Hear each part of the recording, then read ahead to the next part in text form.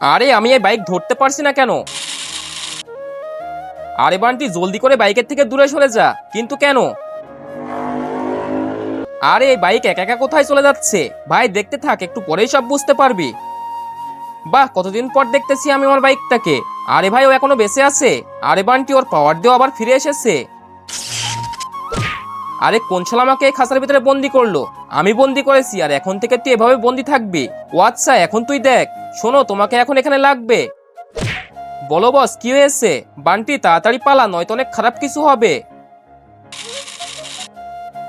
শোনো, ওই পাশে দুজন পালিয়েছে, ওদেরকে খতম করে আসো। ঠিক আছে বস, আজ তো ওদের মেরেই আসবো। আরে ভাই কিছু তো কর, নয়তো আজ এখানেই মারা পড়বো। ঠিক আছে, আমি দেখতেছি।